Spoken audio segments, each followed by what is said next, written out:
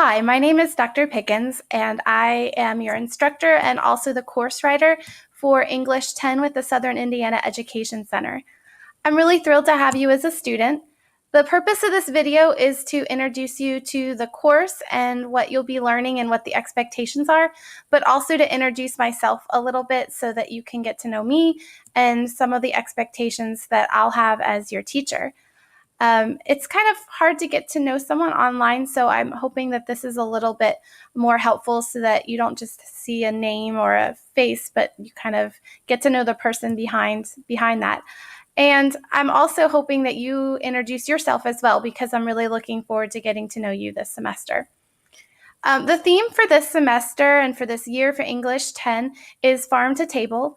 As a teacher, I like to have themes every year because I think you can do some interesting things, both with your students and as a teacher, to study this subject. So not only are we going through the learning standards for English 10, so you know what you need to know for I-Step 10 and also to prepare for college and high school graduation and your future career and all of that. But we're going to learn those standards within a theme of farm to table. So basically everything that we're going to look at relates in some way to food and farming and eating, but we're going to look at that in a really wide range of ways. So hopefully it's not boring, but it's actually kind of interesting to study this one topic this way. So that's our theme, and now I'm going to introduce myself a little bit more and how my relationship with this theme and why I chose this theme. So this was me when I was really little picking strawberries.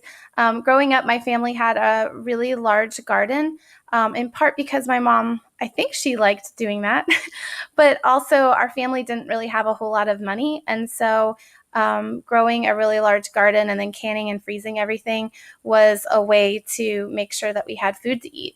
And we lived on a farm, so we had land, and so we grew a lot of our food. And I look happy here because I just picked some strawberries, but there were a lot of times when I had to wake up early in the summer and pick things, and I didn't really quite enjoy it as much as I look there. Okay, so next, we'll see if I can get this. Okay, so this is me a little bit more on the farm, and this is my brother and I. We were feeding calves, and I grew up on a dairy farm, so I'm pretty familiar with cows. And I grew up on a dairy farm until I was 9 years old, and there just wasn't any money in farming at that time, and we had a fairly small farm, and so my dad got a different job and we sold our farm. But I really enjoyed growing up on a farm. It was a lot of fun.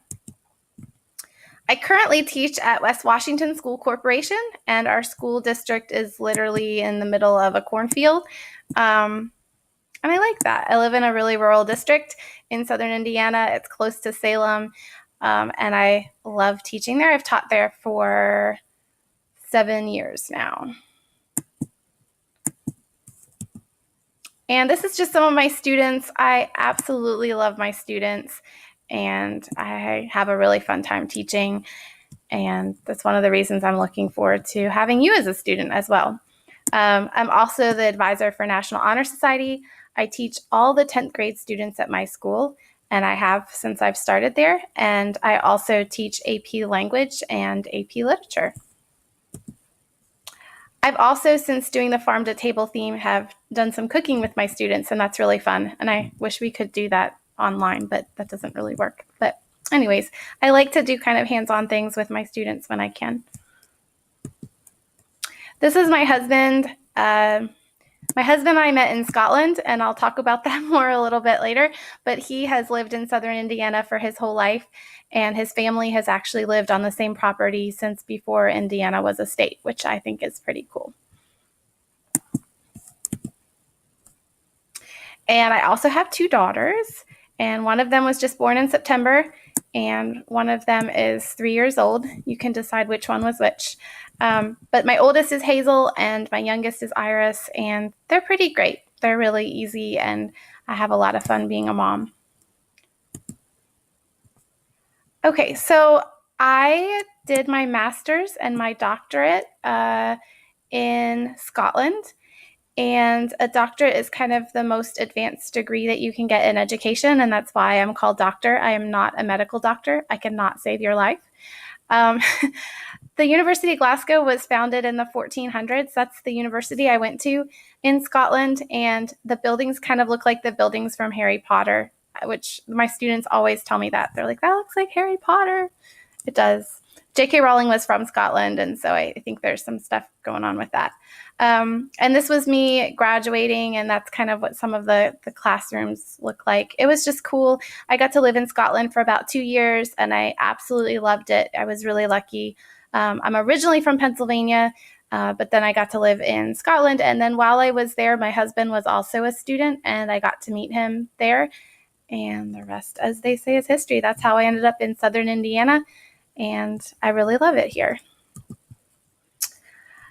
About 2 years ago, I applied for a grant from the Lilly Foundation. They offer grants to teachers to do something that they're passionate about.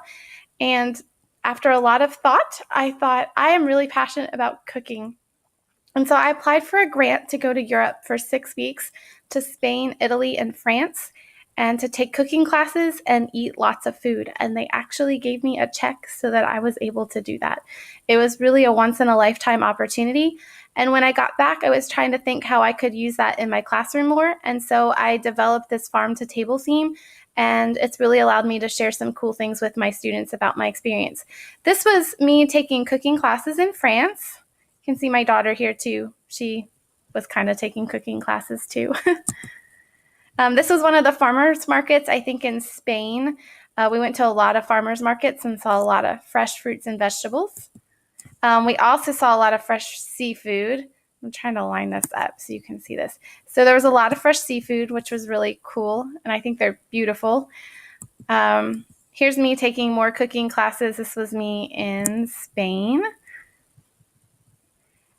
We ate out a lot, too, at some really incredible restaurants. This is a restaurant that we went to in France, and this is the only restaurant we saw that had this, but they had the menu was on this big easel, like chalkboard. It was crazy. They would move it around from table to table so you could order. So that was kind of fun. We got to see some cool stuff. This is my daughter eating a kid's meal in France. This is literally what the kid's meal looked like. It was amazing. So we got to see some really cool stuff. Okay, this was a grocery store, I think in Italy. I'm not exactly sure. It might have been Spain. But we got to experience a lot of different kinds of food. We got to have really fancy food, and then we also had food at gas stations. That was also really good. It was kind of exciting. I also got to eat dinner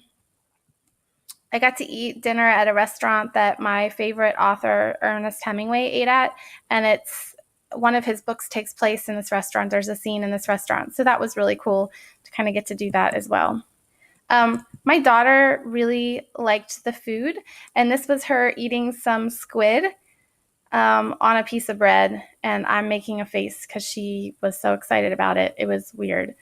And then here's her with the squid hanging out of her mouth, and she just loved it. She tried everything when we traveled on this trip, and it was really cool. And then she loved it so much that for her 3rd birthday, she asked for octopus for her birthday. And I was able to find an octopus with a lot of searching. So there's me holding the octopus before I cooked it, looking a little bit worried and scared. And this was the octopus after we cooked it and grilled it, and it was so good. And then that's her, and it's her birthday. So you could see it was her birthday. And then here's more farmers markets that we got to go to. And that trip was so exciting for me, and I like to share it with students because I got that opportunity, and I wouldn't have had that opportunity if I hadn't been able to get that grant, and it was just really cool. And so it's really formed kind of my passion for food, and I'm able to share it in my classes as well. Okay, so let's talk about what you can expect then from this course and what we're going to do. I've kind of created a syllabus here that is a menu for you, so you kind of know what to expect. For our appetizers, these are the skills that we're working on. We're working on reading comprehension. Speaking and listening a little bit, we're going to have a lot of online discussions, so it's not really like speaking discussions, but you will have opportunities to maybe do some recordings as well. I've tried to mix things up so that you can use a lot of different skills. Also writing skills. And one thing that I've learned as a teacher is that students have a lot of writing assignments sometimes, but not a lot of writing instructions. So I've tried to build in a lot of writing instructions so you can become a better writer. And then also some grammar and vocabulary as well. Main courses, these are some of the texts that we're going to look at. Two stories in particular, we're going to look at one called Babette's Feast and one called Lamb to the Slaughter, which I think you'll like Lamb to the Slaughter. It's weird, but it's kind of cool. And then lots of articles, poems, and stories about food and farming. And then dessert for your extras, you're going to be doing a research paper that I'm going to guide you through, and you have a lot of different choices of topics with that. You're going to work on personal narratives. There's also a unit on food and rhetoric in America that's kind of an extra unit for those of you that have extra time to work on that. There's going to be units on short stories and different literary devices. You're going to have a unit on argumentative writing, and you're going to look at cafeteria food.